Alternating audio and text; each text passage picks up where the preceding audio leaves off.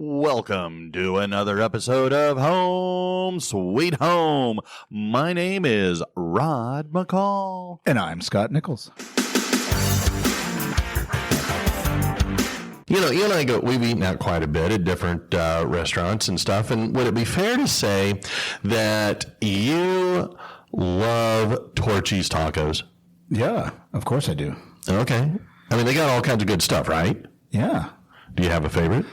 I do. I don't remember what it's called, though. It's a chicken taco. I can't remember the name of it. Okay. And they're chips and queso? Of course, yeah. Okay, with the meat? hillbilly kind. Yes, yeah. Okay. Do you have other foods that you love? I mean, forget Torchy's, because, I love everything with flavor. Lots and lots of flavor. So pastas, whether it's Italian or Chinese or Thai or whatever. I love a lot of flavor. Okay. All right. Well, the reason why I bring that up is, do you ever say other things? Man, I love that movie. Ooh, I love the singer. Ooh, I love the song. Of course, I love a lot of things. Okay, all right. Well, what if I told you that love might be an overused word? I would agree. Okay. Well, I ran across a professional journal article, and it struck me because of its title, and it says, "Love is not an emotion." Right. I could agree with that. Okay. Let's you can help me understand why I agree with it, but I definitely agree with it. Okay. All right. Well, it took me a little bit to read the article, and because it's kind of a lengthy one.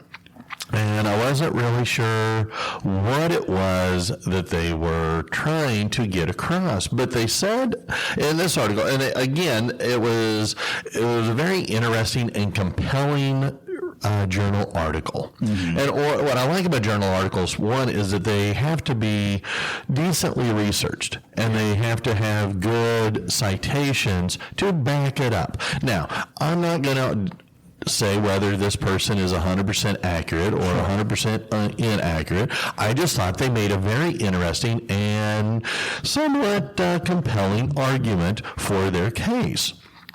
And so here's the thing. They were saying that love is not an emotion, but instead they said it was a physiological drive or response similar to our basic human needs like hunger, thirst, and sleep. Okay. And so therefore it's rooted or centered around our brain's reward circuitry. Okay. So it's kind of like, and it got me thinking, how many times do we all say, "Oh, I love this. Oh, I love that"? Yeah, I mean, I love a lot of things. I love toys. I love movies. I love food. I love my wife. I love my kids. I love my car. I love, Okay. I love vacation. I love the ocean. Here's the thing, right? Like love in the English language is one word. Yes. And that's a major departure from other languages. Okay. I'm not well versed in other languages. Yeah. So, just for example, the Greek language has, at least for some people might claim more words for love. Really? And they mean different things. Okay. But if we translated things, it would just come out love. Okay. Well, and that's where it really got me thinking that, and all the things that you described, I love peaches, and I like, if we go out to a place and they've got a peach cobbler or a peach pie, then Sherry knows automatically Rod's getting dessert. Yeah. And maybe I take it home, but I'm still getting dessert because I like, or if we go out and they've got a peach flavored drink, odds are I'm going to try it. Sure. But because I love peaches, but I think I love peaches a lot differently than I love sherry. Right. I would imagine. I would hope that Sherry would agree with that. Right. Well, we don't want to love food in exactly the same way as we love our spouse. Well, and so in this journal article, they were talking about the concept of love is driven by a biological necessity rather than logical reasoning or conscious decision making. Okay. That aligns with other things I've read about human nature, desiring things like relationship. Okay. Right. And so in relationship, you want to be loved in some way, but by another person. Well, and that's why, as I dove deeper into this journal article, because so many times when I think of love, and I think much of our culture, or at least American culture, talks about love, we think of like Valentine's Day. Sure. And, and so she's talking about, because it's a gal out of a university in Spain. Okay. And I'm not going to try and butcher her name. I just don't have that skill set to say names that poorly. Well, actually, I say it poorly very well. I don't want to do that. Anyway, but in this journal article, she's talking about that there are scientific paradigms as well as societal norms that a lot of times we can mistake the level of, quote, love with emotional experiences. And so that's why I was saying, we can love music, we can love food, we can, which is a lot different than the love that we have for another person. Okay. And so, and of course, when we're talking about emotional experiences, we're also talking about, sexual attraction. Ooh, I'm attracted to them. All right. Well, that's, again, we're talking about a lot of physiological issues that we can, like love at first sight. Right. Okay. Well, is it really love at first sight, or is it just some kind of, brain-based human attraction that we have to somebody? We're going, ooh, la, la, la. All right. So anyway, again, they were talking about this issue of the societal norms, and they were saying that a lot of times this confusion can lead to a false cultural narrative that romantic love needs to include some kind of sexual compatibility or emotional intensity, when in fact they're saying love operates independently from those. Right. You agree with that? I do. I think that, there's lots of people who are not engaging in sexual activity and still love each other. You can think, older couples sometimes. Okay. That kind of falls away, but they still love each other. It's not, that aspect isn't there anymore. It doesn't have to be there, necessarily. So I don't think that one requires the other necessarily.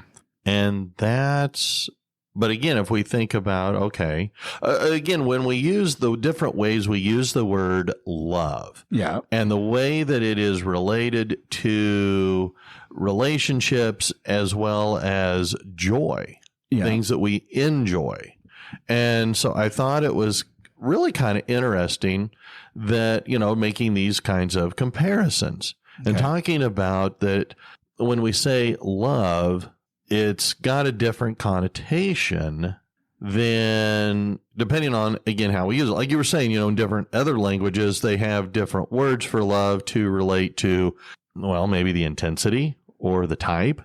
Sure. And I also think, you mentioned joy. I think that joy is separate from love as well. Like that's a whole different topic, in my mind. That joy is like a fulfillment. It's not necessarily love in itself, right? They're not one and the same. Okay.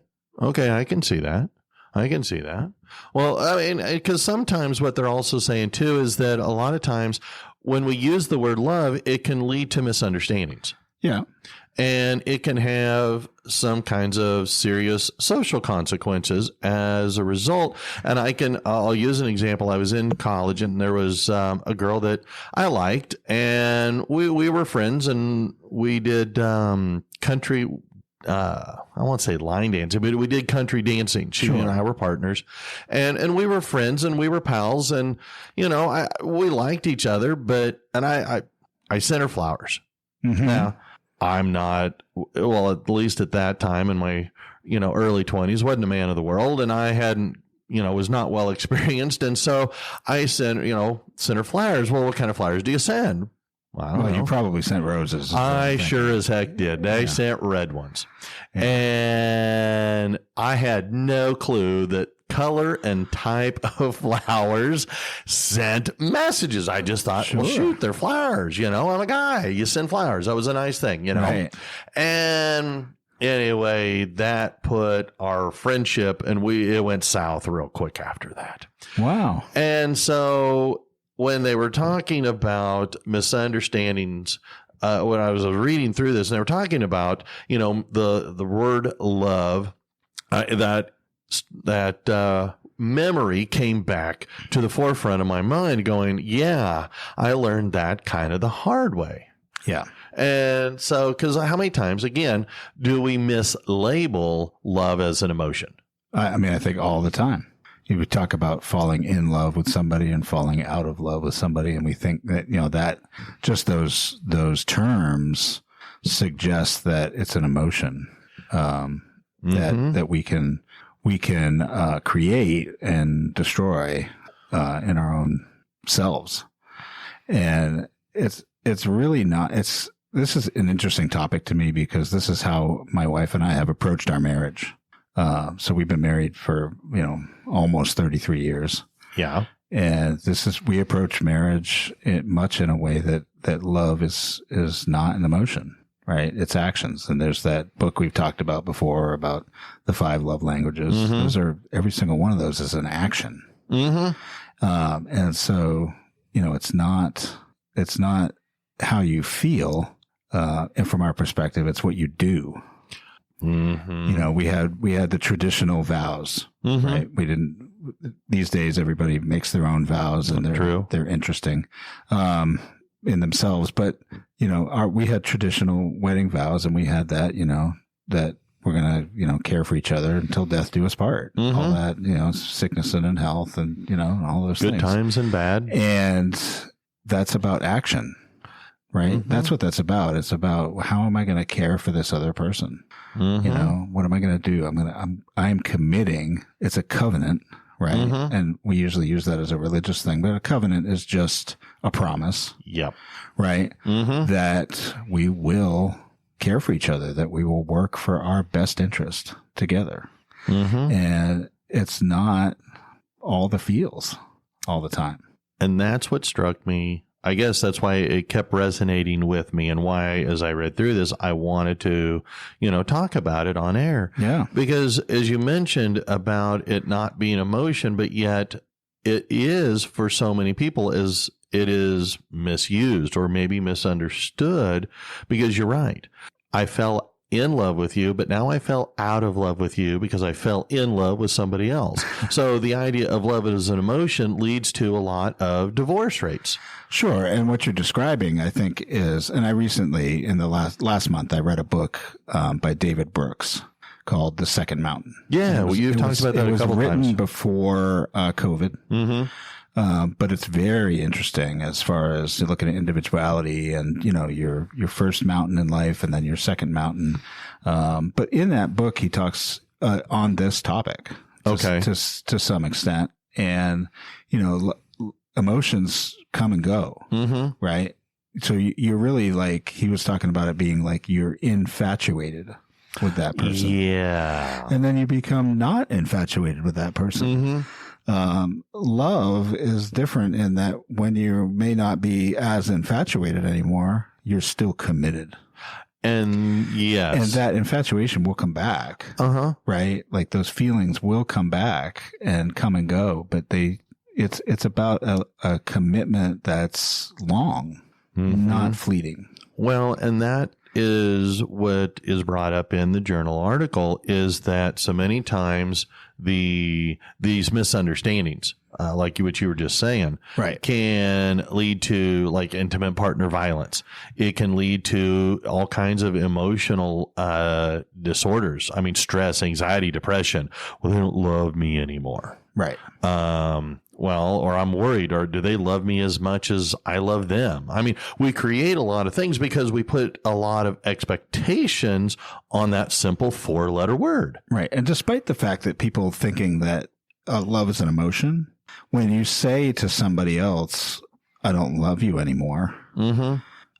what that person hears more, I think, is I don't care about you anymore. Yeah. And because love is about caring. It's about an action of caring for that person. And so what it says is that you just don't care about me anymore. Mm-hmm. And that's, I think, worse than the idea that, oh, you're not infatuated with me anymore. And that because we have this desire as humans to have these interdependent relationships where we lean on each other emotionally and physically and all those things. But if you don't care about me anymore, then I'm stuck, right? There's nothing I can do.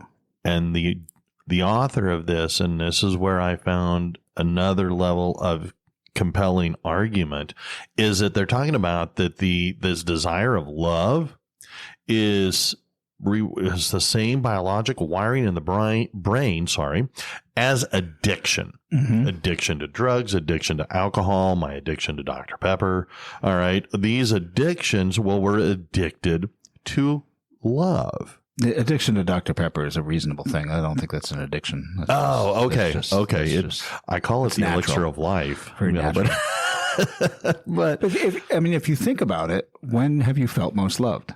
Times of trouble. In your whole life, when have you felt most loved? I mean, just maybe a few different times. Yeah.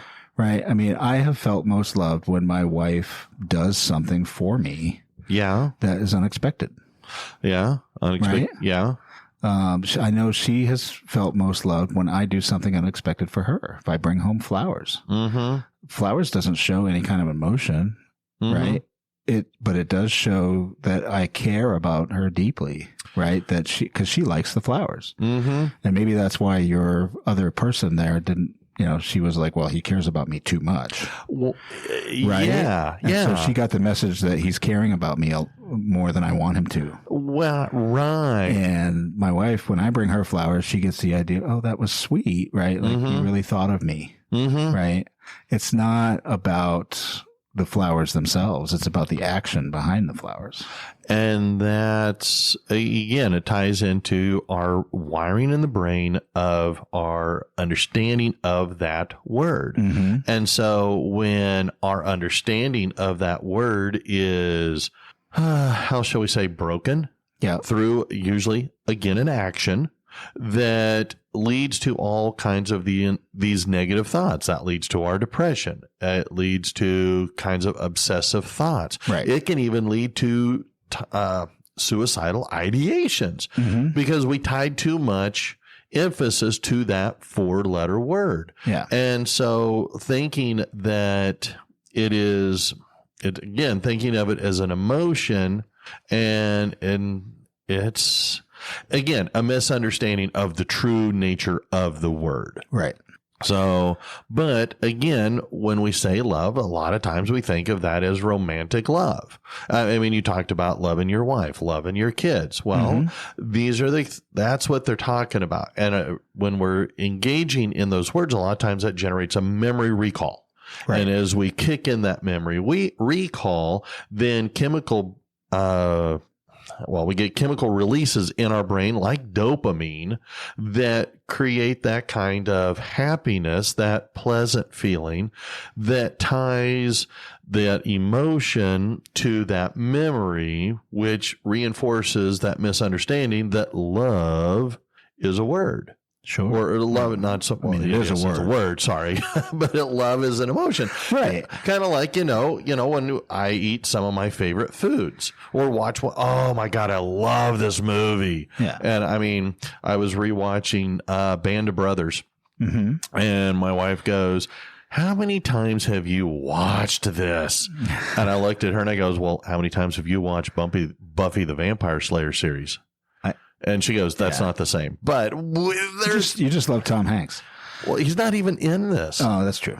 But it's that whole idea. That's the other movie. Yeah. Another movie that he's in. Yeah. Oh. Anyway. Yeah. I mean, I think that we attach this emotional feeling to the word love. And so we think that when we love something, it's always this, there's always this dramatic sentiment associated with it. And so, but it's really not that way. In fact, I think it's kind of mundane. Right? Think about it. So do you have habits? Yes. Other than Dr. Pepper? Yeah, I do. What would you say is one or two of your biggest habits? Ooh, I like to play my video games. Mm-hmm. It's not necessarily a negative or a positive. Doesn't matter. No. Whatever the habit is, it could be negative, it could be positive. Doesn't matter. Oh, and of course, one that's well documented is my desire to have people drive better. Mm-hmm. Is that a habit? I don't think so. That's an obsession. Oh, how about yelling at them for driving poorly? I mean, that's a habit. Okay, right. Then yes, I mean, hello. When I'm driving behind you, I can tell you're doing that. Well, when the speed limit says 70 and you're doing 60, 55 and 60, and it's the highway. Yeah, I think we're talking about when the speed limit's 45 and they're not doing 55. I think that's what we're really talking about. Oh, well, yeah. So that's the Texas way, right? So the reason I ask that, okay, and I have habits too, right? Like I like to listen to music. Yeah. I like to read books. Yeah. So do I. Those are some habits that I have, but neither one of us is mentioning any habits that we have that are directed towards our spouse. Ooh, interesting. And here's the thing: the book that I read from David Brooks, The Second Mountain, that one, he talks about how love is kind of measured by habits. Really? Which means that it's actions constantly, and the same ones over and over. That's why I said it's mundane, right? Okay. Because you get yourself in a habit of doing certain things. And so maybe every day I develop a habit of leaving a note in my wife's bag every day that she'll find later just to let her know I was thinking of her.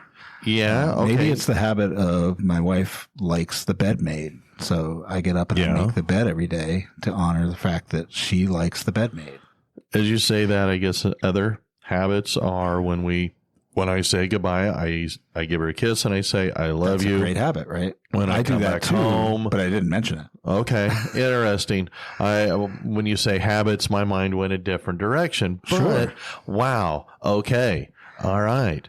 And wow. Okay. So I think that, if we think that love is not an emotion and instead it's actions, and we take those and we make ourselves some habits that are actions towards the person that we love, or that we say we love emotionally. Yeah. Right?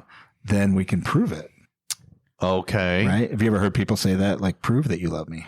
Oh yeah. Right. Yes. And we don't mean sex, right? But how many times do we associate sex with love? We would associate that, but what they really mean is care for me. Oh, okay. Okay. Right. I mean, how does my grandson know that I love him? It's because of the things that I do that show that I care for him.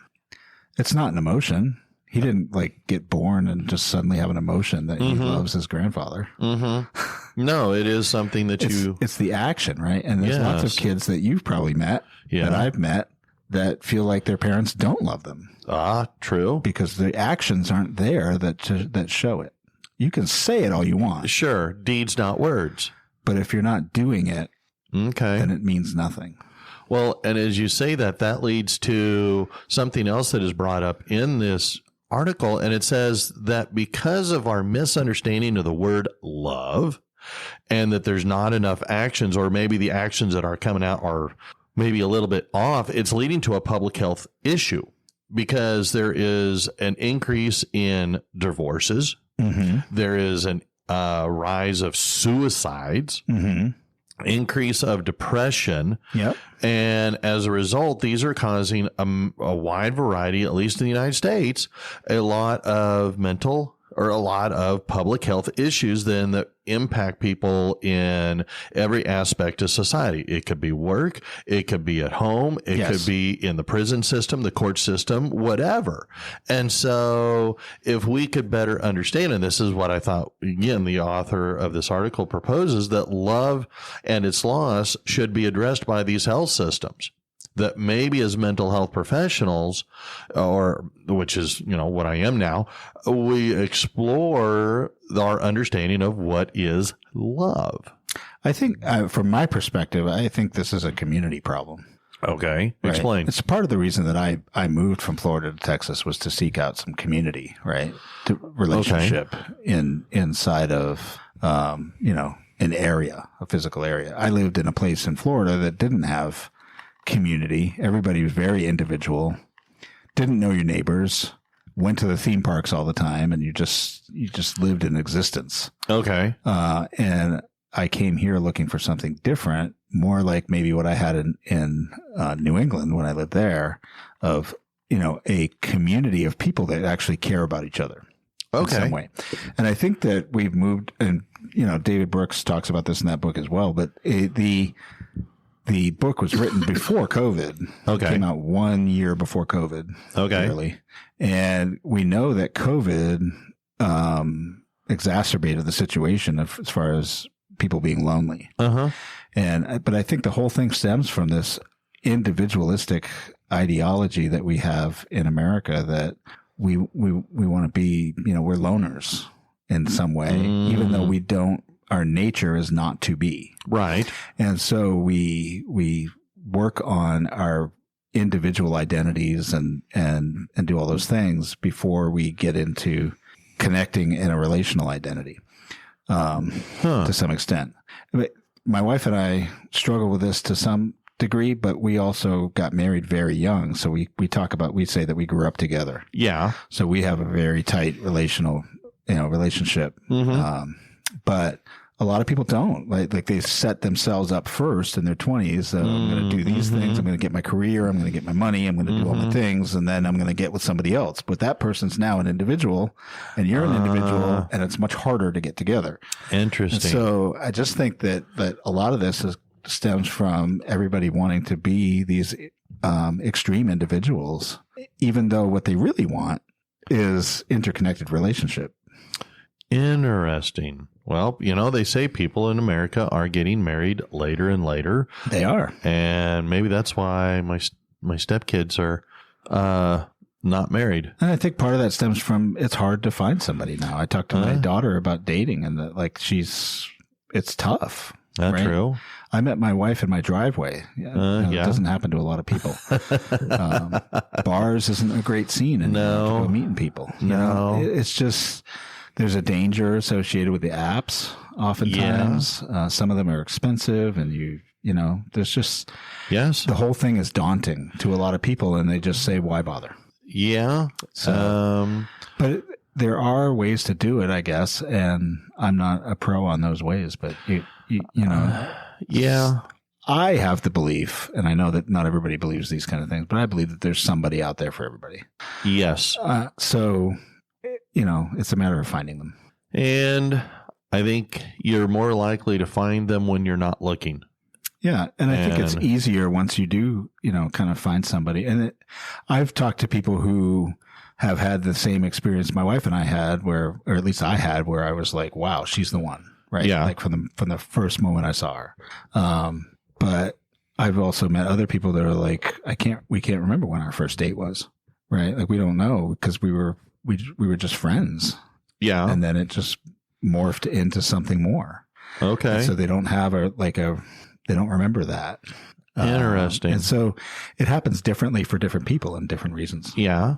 Well, as we're getting close to the end here, I want to just sum up again the article. And it was basically saying, and they ended by saying that we need to have a paradigm shift in our understanding of the word love, and move it from the idea that love is an emotion, and identify that love is actually a physiological need.